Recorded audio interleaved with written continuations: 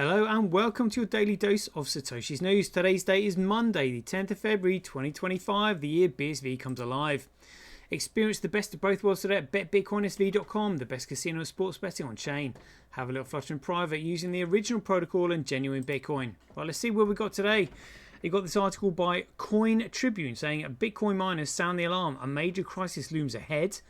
We'll have a look at that. Then we'll actually look at some mining figures to show you that Satoshi Nakamoto's economic model was the correct one and not that of Blockstream or Roger Ver or anyone like that. And then we got Roger Ver, this scumbag, saying that we're all Satoshi apart from Craig Wright. Literally, Craig Wright is the only one he mentions. Absolutely outrageous. Blocksite said here SEC transfers assignment of top anti-crypto lawyer. We'll go into that. Cointelegraph says Austin University to launch £5 million Bitcoin fund with 5-year HODL strategy report. We'll just touch on that. I'm not going to read it all because it's a load of crap. And look at this. Pump.fund co-founder says most altcoins serve the same purpose as memes. Just absolute shitcoins. Ponzi pumps is what they are. Unbelievable. It's the 10th of February today, so we've just got a little bit of 365 days of Bitcoin history, and then we'll go through the figures as per usual because they're the ones that we need to keep an eye on right now. Right, let's get into it. Craig says he's Satoshi, like a cowboy in the West, riding on the blockchain that they call the very best. 1 million strong, and transactions flying free. Just wait for the Terra node, you'll surely see. All right, here we go. So Coin Tribune says Bitcoin miners sound the alarm, a major crisis looms ahead. Is that right? It says here Bitcoin has just experienced an unexpected hiccup. Its mining difficulty has decreased for the first time in 4 months. A fragile breath in the ecosystem, accustomed to perpetual escalation, yet behind the seemingly technical figure lies a much more turbulent narrative. Between site closures, rapid modernizations and survival strategies, the mining sector is going through a silent storm. What if this decline is the symptom of a deeper mutation? Well, it's gone back up again. Look. Maybe they pushed it up just because that article's come out. But I mean, there is literally nothing to write home about here at all. This is just such a BS article. Like, honestly. Anyway. They have no idea what mining is or, hash rate. Well, and if they do, they're just not letting on. All this is just propaganda. Absolute BS. Bitcoin makes the numbers dance. The mining difficulty, this automatic regulator designed to balance competition, reached a dizzying peak of 110 trillion 110 trillion, is that trillion with a T maybe, in January before dropping to 108 trillion. Well, it's not really too much, is it? A modest drop, but symbolic. Why? It's not symbolic at all. They have no idea what it is. It's just a bullshit article. Because it occurs in a context where the average hashing rate of the network still brushes against 832 exahashes, a nearly record level, as if the machine, breathless, had suddenly slowed its frantic pace. Amidst the shipwrecks, Riot Platform stands out. Its production climbed to 527 bitcoins in January, while its energy credits exploded 250%. Its secret, a formidable energy management and Texan facility boosted by innovation. Boosted by Ponzi scheming, I bet. Jason Les, its CEO, speaks of a symbiosis between hardware and energy. An almost poetic speech for a sector in crisis. Meanwhile, Marathon Digital stumbles 13% production, lost blocks, and a laborious transition to S21 Pro miners. The race for efficiency comes at a cash cost. Hut 8 and Bitfarms, on the other hand, are playing the Metamorphosis card, minus 20% production from the former, but minus 4.7% from the latter. Their response, modernize or disappear. Infrastructure upgrades, costly but vital, are presented as a necessary passage by Asher Genut, Hut 8, A Darwinian logic set in, only the best equipment will survive. The cards are being reshuffled. The Bitcoin mining sector as a whole oscillates between resilience and vulnerability. While the market capitalization has grown by 5%, driven by Cypher mining, and it's plus 23%, and Riot plus 16%, strategies diverging radically. Some are betting on expansion, others on diversification. Riot has revised its ambitions downward, targeting 38.4 exahashes in 2025 versus 46.7 initially, and is now exploring AI and high-performance computing as its Texan site. An audacious reconversion to exploit its 600 megawatt of unused energy. Bitfarms, for its part, is liquidating an unfinished Paraguayan mine, $85 million to finance its US expansion. A geostrategic shift that resembles an admission the Global South is losing ground to the United States. After a rush of ASICs in 2023, orders for Watts Miner, Avalon or Antminer are dwindling. Institutional miners are slowing their investments, anticipating a stabilization of difficulty. Paradox, this pause could save the most fragile by reducing competitive pressure, but at what cost? At what cost? What, they're going to bring in decentralization, are they? The decrease in difficulty is not a truce, but a signal. That of a sector at a crossroads, forced to choose between technological escalation and radical reinvention. Between the giants that thrive on innovation and the outsiders in search of breathers, Bitcoin reveals its paradoxical nature, a gold rush where the pickaxe sometimes turns into a quantum computer. The current crisis is not an end, but the prelude to an era where efficiency rhymes with survival. And in this game, every percent of difficulty counts as much as a Bitcoin itself. Meanwhile, BlackRock targets the European market. What's this? Maximize your contributing experience.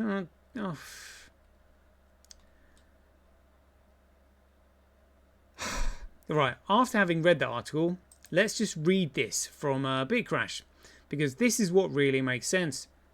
He said here, Bitcoin is designed to transition from a subsidy model to a fee-based model. Subsidy being the block rewards to the block fee. Million transactions at $1 fee, what BTC charges, is $600 million per block. A 10-cent fee is $60 million per block. A 1-cent fee is $6 million per block. And just a 10-cent fee is $600,000 per block. BTC now is at 325 per block plus fees. So that's the block reward. BSV economics works. BTC won't. Yeah, I mean, look at that. So BTC now with the block reward is just generating $325,000 dollars worth per block, and yet even with a 10-cent fee, you would still get a $600,000 block. And I mean, imagine when the fees literally explode. Literally, the whole world is using it. I mean, literally, Satoshi Nakamoto's model, economic model for Bitcoin, is the most valuable and most efficient. None of these other models can touch it. But, you know, the cabal don't want you to realize this. You know, and people are generally too thick to work out the maths. You know, they just don't get it, and they'll just, because nobody really knows what Bitcoin is, they'll just simply believe what they're told, and that's it. But I mean, look at this. 31st of October 2008. The incentive can also be funded with transaction fees. This is, I guess, this is part of the white paper. If the output value of a transaction is less than its input value, the difference is a transaction fee that is added to the incentive value of the block containing the transaction. Once a predetermined number of coins have entered the circulation, the incentive can transition entirely to a transaction fees and be completely inflation free. That is exactly what it's all about. And the central banks and Blockstream just don't want you to know this. Even Roger Ver doesn't want you to know this. Well, I don't know if he doesn't want you to know this. I don't think he understands it personally. Anyway, let's go on to this douchebag. Have a listen to this. Outrageous. Well, actually, number one, 369 BSV's just said here, they just can't help themselves mentioning Craig every bloody time. It's hilarious. First Peter Todd on the Satoshi documentary, and now Roger Ver on Alex Jones. We've never known a man to live so rent-free in all these crypto bros' heads. Yeah, that's true. This guy literally jumped the ship on BTC because of SegWit, set up BCH, and now he's filleting BTC again because it's popular and he needs the support. BSV is the only coin that represents Bitcoin as stated in the white paper. Craig is the primary charge on making this happen with the creation of BSV. Well, no creation of BSV, it's just, I think it was Steve Shadders actually came up with the ticker symbol of the name, but that's kind of cool. So to have the audacity to slag Craig off and then praise Satoshi in the same breath is insane to me, and me too. So he said here, at Rogerverse, shame on you, your lies will last in the memory of history for a lot longer than 108 years. Enjoy prison. So let's have a listen here. And then, though, I want to go back and I want to ask you, who do you know who created Bitcoin? Because you are like one of the first people really seeing it and setting up infrastructure, which, that people always ask that constant question. Go ahead. Yeah, I don't know who Satoshi Nakamoto, the creator of Bitcoin, is. Liar. But whoever he is, wherever he or she is or are, clearly they wanted privacy, so we should give them the privacy that they want. I will say very clearly that it's not this guy Craig Wright who's. He can't help himself, can he? We're all Satoshi except for Craig Wright. Craig Wright, who's been claiming for years to be Satoshi Nakamoto. That guy's a liar. Claiming for years and putting all the evidence forward as well. And a fraud, so don't. Yeah, of course, yeah. So liar and a fraud, so don't look at any of the evidence. Don't be fooled by him. But where it's not this guy Craig Wright who's been claiming for years to be Satoshi Nakamoto. That guy's a liar and a fraud, so don't be fooled by him. Like, what? Don't be fooled by. Like, what about anyone else? What about all these other imposters that have been claiming to be Satoshi? What is it about Craig Wright? He's been claiming for years and years and years. What has he got against him? But wherever Satoshi is, I wish them the very best, and I hope they get everything they want out of life, because they invented literally one of the most important inventions in human history. Right? Look at that. He knows Craig invented one of the most important inventions in human history, and he's slagging off. This is absolutely outrageous. Up there on par with the importance of the invention of the wheel or electricity or something like that. It's really a world-changing invention, and we're seeing that today. People are recognizing that. Look at that. So he admits it's a world-changing invention, and yet he's saying, like, we're all Satoshi Nakamoto except for Craig Wright. Yeah, anyone else, it could be anyone else but him. Yeah, it's definitely not him. Definitely not him. So I don't know who Satoshi is, but I do know it's definitely not him. Well, how can you know it's definitely not him if you don't know who Satoshi Nakamoto is? That's the question. How can you say it's not him if you don't know who it is? Oh, God, I'm just infuriating. Oh, anyway, let's move on. So, BlockSite says, SEC transfers assignment of top anti-crypto lawyer. All right. The US SEC has reportedly reassigned its top anti-crypto lawyer, who has been a bane in the crypto community over the past few years. The recent move of the US Securities and Exchange Commission indicates that it may be on its way to making amends with the cryptocurrency community. Citing people familiar with the matter, the Wall Street Journal claimed that the regulator has reassigned its chief litigation counsel, George Tenrio, to its computer systems section. Anti-crypto lawyer George Tenrero transferred. Tenrero was the SEC's deputy chief of the Crypto Asset and Cyber Unit Division of Enforcement.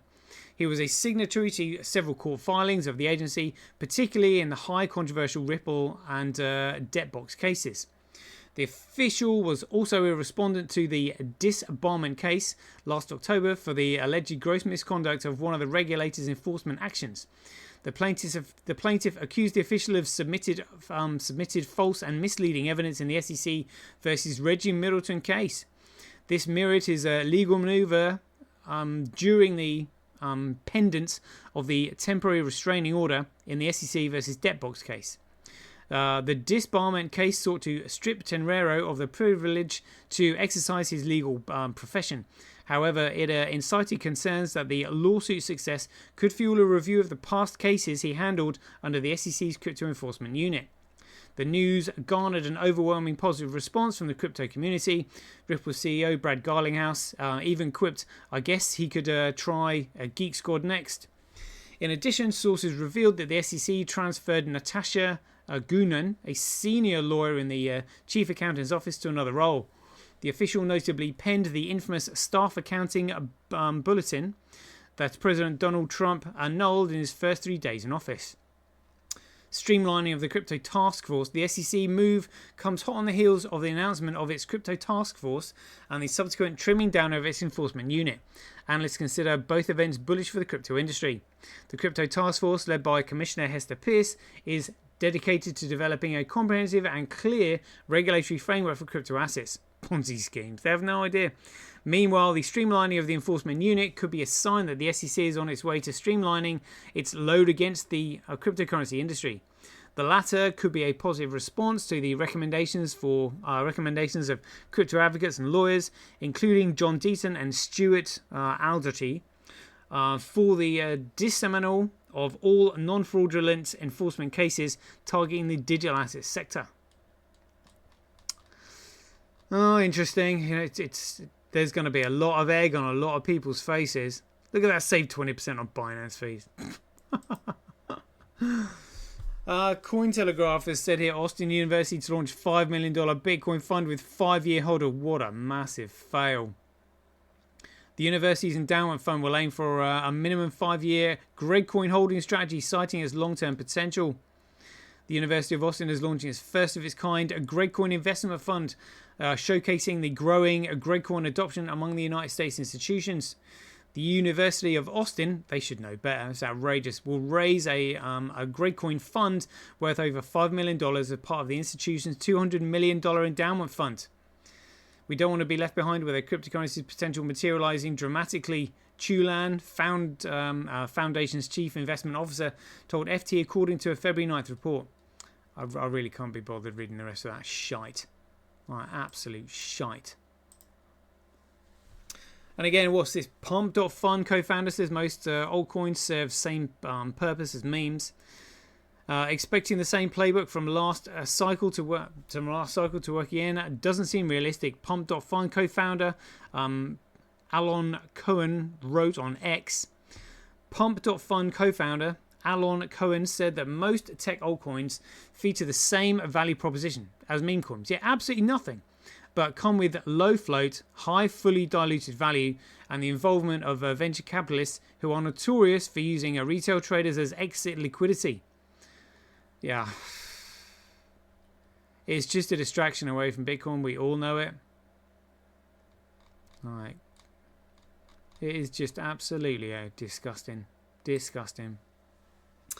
Anyway, let's go on to 365 days of Bitcoin history. The 10th of February 2023, 2 years ago today, the Board of Governors of the Federal Reserve System thoughts on the crypto ecosystem. Governor Christopher J. Waller, Federal Reserve Board, so I've got the article here. Board of Governors of the Federal Reserve System. The Federal Reserve and Central Bank of the United States provides the nation with a safe, flexible, and stable monetary and financial system. Yeah, besides the effects of inflation. So it just said there's a speech here and it says thoughts on the crypto ecosystem. Yeah, so I mean, everybody's talking about it. Everybody's talking about it. And the cabal are going to be having emergency meetings to talk about what we're going to do about it. How can we make sure the finger of blame don't get pointed at us and doesn't land on our shoulders? I mean, whose shoulders is it going to land on? Well, are they going to blame Craig again? You know, when the market realizes that Bitcoin is BSV because it's the only one that can scale and work and follows the original protocol and is the only one with a chain of signatures that go back to the Genesis block. Oh dear. Oh, and that Craig wrote an initial paper under the pseudonym Satoshi Nakamoto called Time Chain that explains technology that we now call blockchain. And he also wrote papers that involve smart contracts before the Bitcoin white paper was released, and that Satoshi Nakamoto plagiarized him when he released the white paper.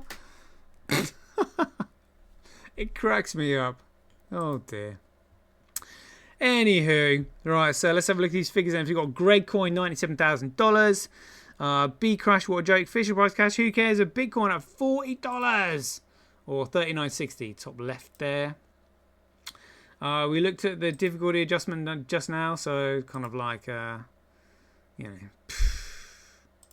know, maybe all the shitcoiners getting their knickers in a twist about the difficulty adjustment. Like, it cannot go up and up and up like this, not unless the price keeps going up and up and up. Can't happen. You know, they need transaction fees in the block, as the post by BitCrash said. It explains it. The block streams model just simply does not work. The block reward ends at 0. That's it. The layer 2 starves the miners of transaction fees. It's literally a dead end. There is nowhere for that shitcoin to go but to disappear, and they can't go back. Literally, they cannot undo what they've done. Once that chain of signatures is broken, it is broken forever, and there is nothing they can do about it. It is now a centrally controlled, securitized network. Outrageous. Let's have a look at the hash rate then. So Bcrash just recovering a little bit, but Bitcoin just plodding along as usual. Transactions down to 7.08%. And that represents just 1.2% of the entire market. But that's 1.2% of the entire market that's got 39,000 cryptos on it. And this coin is still down at like number 90 on the cryptocurrency chart, whatever. Just cross-reference that with what's on chain, 31,986. Yeah. We got timeoftransaction.com, my2cents.com, Opreturn, Peer Games, Bitcoin proof of SEG, environmental sustainable goals, really. Oh, never mind. Get rid of that. Block sizes, just have a quick look at this, see what's coming through. Tiny. I would say it looks to me like transaction banking. I mean, look at that, tiny blocks, but 61127. No gigabyte blocks there. And I don't think it's a coincidence. They're literally, all of a sudden, transactions have literally dropped off a cliff and Terranode is just round the corner. Coincidence? Maybe. I don't think so. It is currently 67,000 times cheaper to transact on Bitcoin than Gregcoin. Mining Bitcoin at a 44.7% comparable loss. Again, the profitability being carefully managed. It looks like whoever is managing them is trying to encourage some of the miners onto eCash. That's hilarious. Bcrash and Gregcoin, yeah, much of a muchness. It's not really going to make any difference, really. Let's have a look at the politics in the pie charts, because that's where it is. Global hash rate 7 days, 24 hours. Gregcoin hash rate, other miners 2.08 on there. Bcrash, other miners 47.2. Fisher Price Cash, who cares? And Bitcoin, we'll have to have a look at what's on chain. Kuv in the lead, 28.5. Q-Link 27.8. Tau 26.5. SA100 9.52. Gorilla Pool 7.48. That's actually like that. They're all very, very healthy mining operations. You know, very healthy. I would say these mining operations might well become some of the largest mining operations in the industry, because they've been mining Bitcoin, genuine Bitcoin, for a long time. And the next halving is brutal. Down to we're 3.12, so it's going to be like 1.05 something or other. I mean, or 1.55, yeah, brutal. 1.56 maybe, yeah.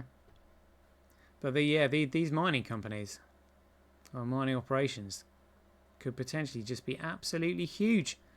I mean, especially if the others like lose the shirts off their back, which is very possible. Let's have a look at Crypto Quant, do the usual on this. See that the exchanges reserves going down and down and down. So the exchange reserve is what the exchanges keep in reserve, like liquid reserves, and they're getting rid of them. They're not keeping liquid reserves. They don't want that shit. I mean, look at that. They know what's coming. Let's have a look at the Tether weather. Oh, not really a lot to show there. Not a lot going on. But like yesterday, really, is what 2 billion a month, 500,000 a week, something like that. Yeah. Short ratio, just is that almost like 0.5%. Nothing to write home about just yet. Let's have a look at the exchanges. OKX. Apparently, again, I'm not sure how much I trust these figures. I might actually have to go to the exchanges themselves and have a look. OKX 1.4 million, Gate.io 1.2 million, Binance Futures 4 million, Upbit 1.5 million, Indox 83. Again, I mean, why is Live CoinWatch not reporting on that? 83 million supposedly. Poloniex 6.4 million. Huobi 4.5 million. Buybox 3 million. BitGet 1 million. Yeah, nothing over a million after that. You know, I'm gonna have to look at that Zendexian again, really, because why not?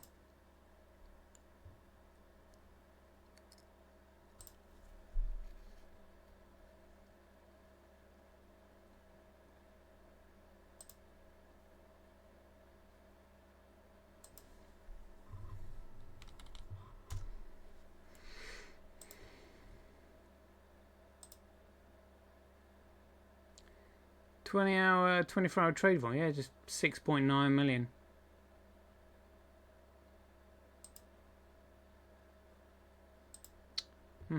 Interesting. Price just trending upwards a little bit. Let's have a look at Bitcoin versus Gregcoin. Ups and down, but kind of like generally, yeah, ups and down today. Nothing to write home about. Let's have a look at Bitcoin versus USD.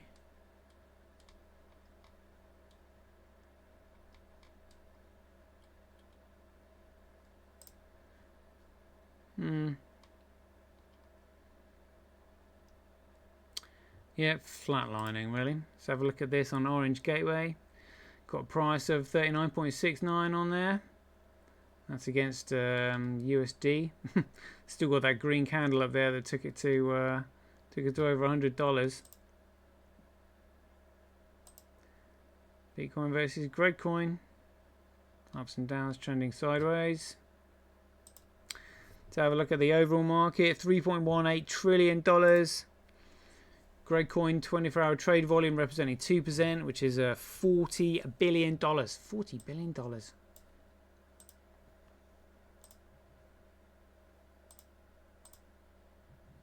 Yeah. We're in an epic battle here, folks. An epic battle. Let's have a look at this piece of crap.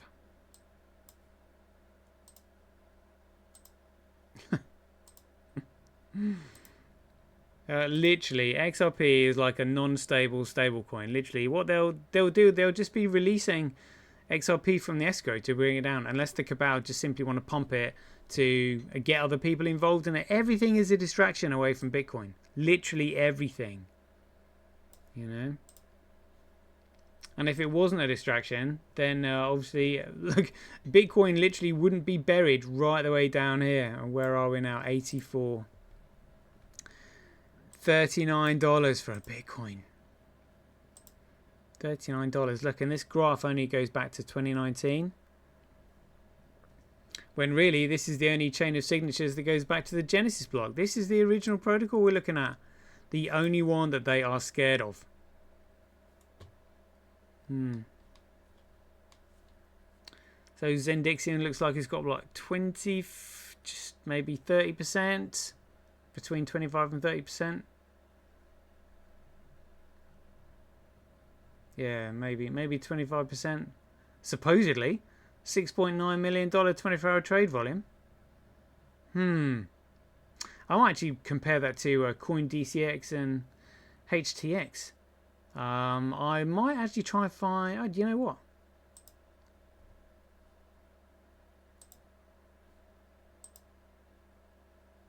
Can we get back?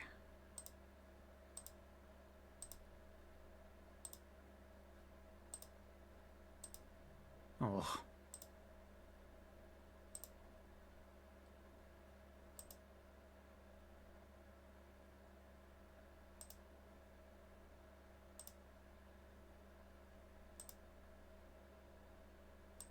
What? This Index just disappeared on me. What? What? Hold on. What? Am I going mental? Index was literally just here.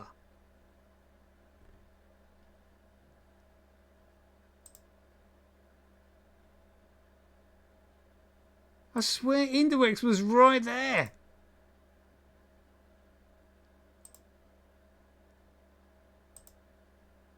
Oh, Index, there we go. Seriously?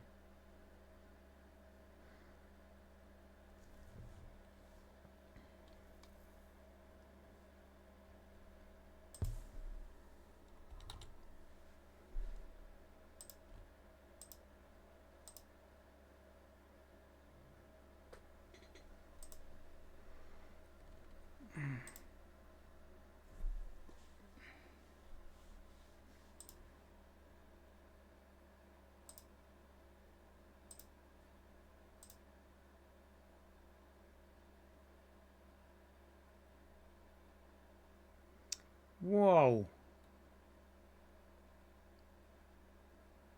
24-hour trade volume.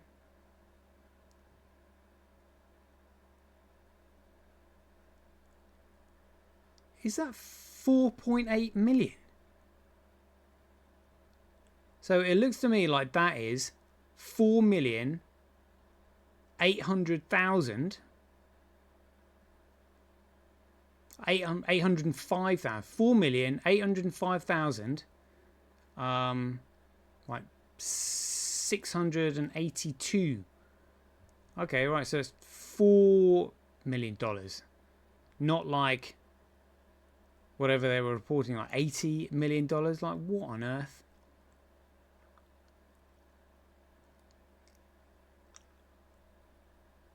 Just double check. Yeah.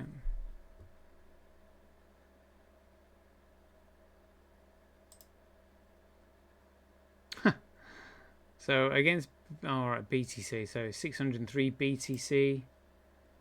1,183 ETH. 30,390 Litecoin. Yeah. 4,805,000. Oh, that looks like 4,850,439 now. Oh, well, something new. Huh. Right. Coin DCX. Let's have a quick look. Sure, that's like an Indian exchange.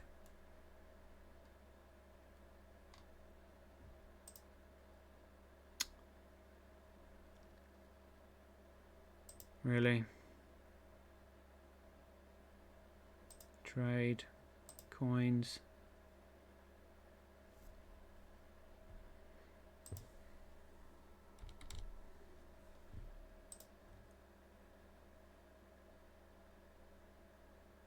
Coin DCX. You got to be kidding me. 45. Oh, what's this? You've got the decimal in the wrong place there. So there's this number here doesn't really make sense. But maybe if we're looking at it, it should be 4,588,693.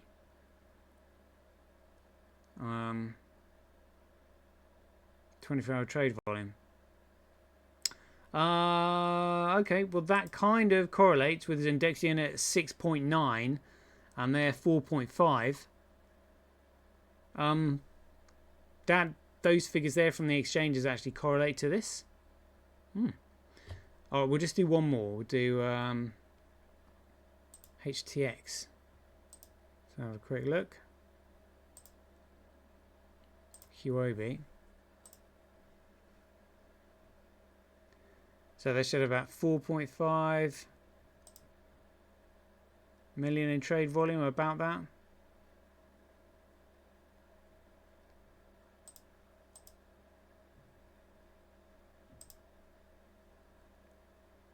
Yeah, 4.5 million.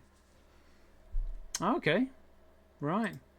So Coin DCX and Hit BTC are almost identical, which they are on here. That's very interesting. Right, so Zendixian 6.9, Coin DCX and HTX 4.5.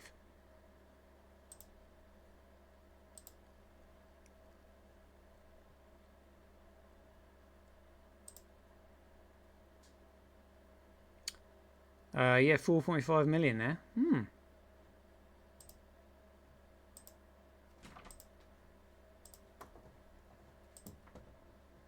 Zendixian 0. Yeah, whatever. All right, there we go. A little bit of investigation there. Hope you enjoyed it. That's the 35-minute show. We'll leave it there. Hope you enjoyed it.